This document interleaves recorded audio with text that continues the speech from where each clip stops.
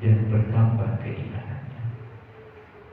Hadis yang pertama dari pasal Bukhari Rasul ini diriwayatkan oleh Imam Bukhari dan Muslim.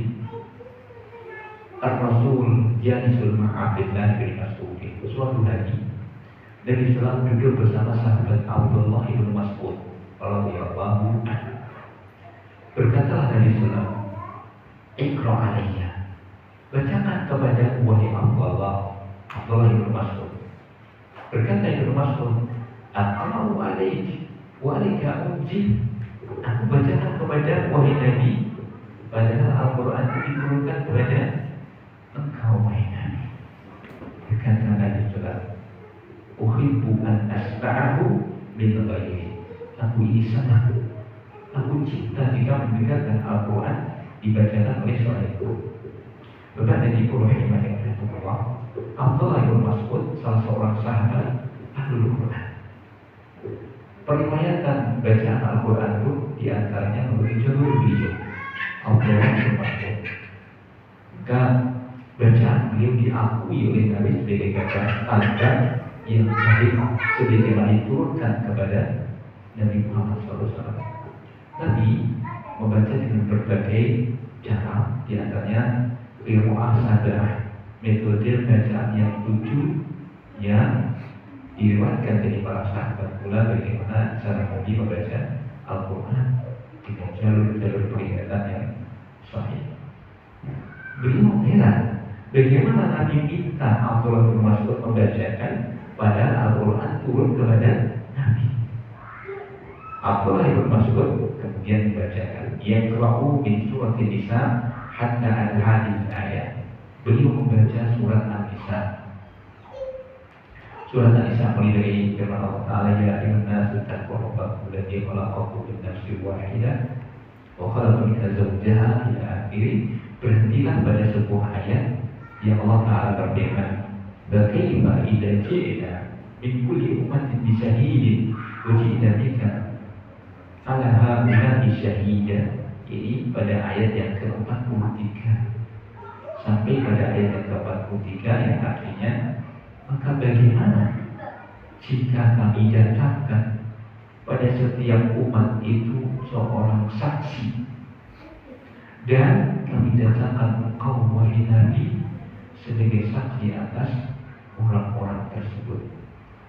Maka Rasulullah bersabda, "Hasbukal an."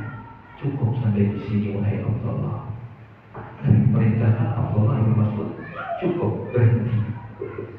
Ya itu masuk ila Rasul fa'idha ainahu tadrubani ayat tadruban.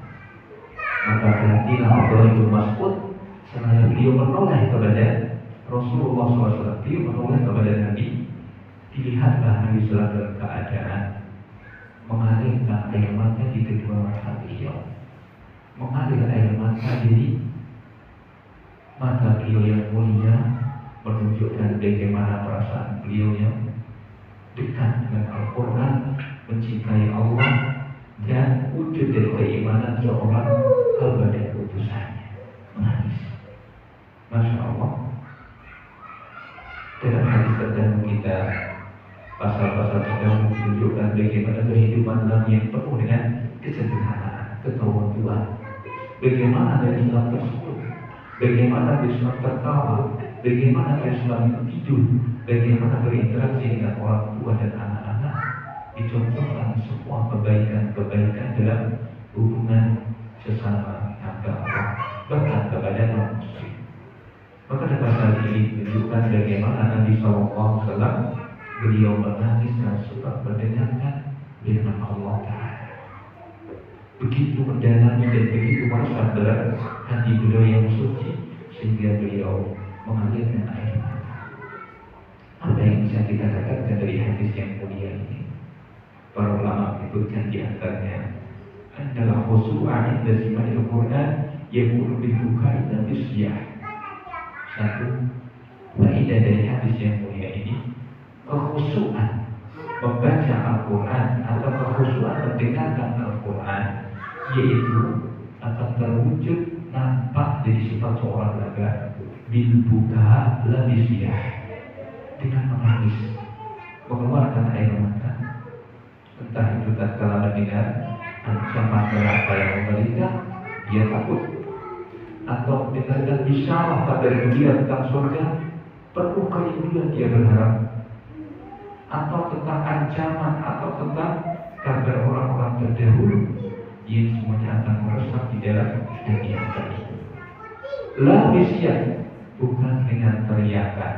Jadi kita melihat terkadang ada orang mendengarkan bacaan Al-Quran, dia berteriak, kita mengucapkan, walau yang diucapkan kata-kata yang baik, kadang-kadang dia keras mengucapkan sesuatu.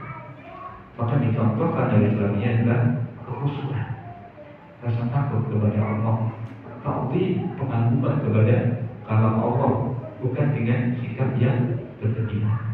Itu yang dilakukan yang Islam. Kalau begitu kita mendengar ada sebuah syair yang dibacakan orang-orang dalam merupakan konsep bertilawah mudzabbirul ma'ani wa bani qara. Perbuatan itu terkasar atau siput di mau Al-Quran yang akan sama tadi. Dan orang bisa khusyuk, bisa mendalami Al-Quran itu berarti dengan memahami arti pun. Dengan memahami arti pun, memegang mushaf yang ada artinya, sehingga kita bisa membaca dan memahami. Karena jika tidak memahami isinya, apa yang bisa kita dapatkan? Walau berpahala, kita membaca Al-Quran dengan terkata-kata, walau ajrani, dia akan mendapatkan dua pahala, pahala membaca dan pahala kesungguhan di dalam membaca Al-Quran.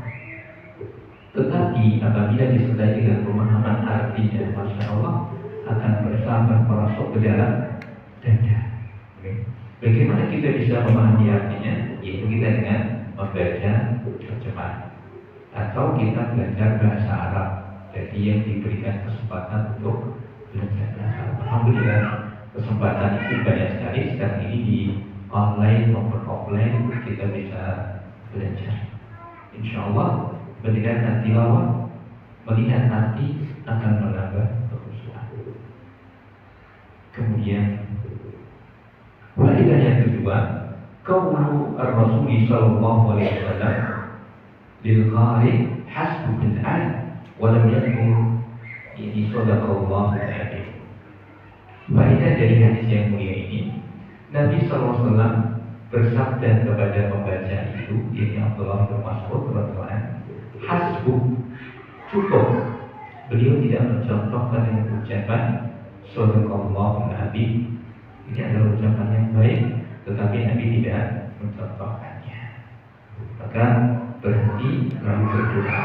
Di antara doa ketika selesai baca Al-Quran adalah Allahumma inni abduka wa ibnu abdika wa ibnu amatika nasiyati biyadik madin bi hukmuk abdan bi qada'u as'aluka bi kulli ismin huwa lak samaita bi nafsak aw anzaltahu fi kitabik aw 'allamtahu ahadan min khalqik, dan seterusnya merupakan doa selesai baca Al-Quran.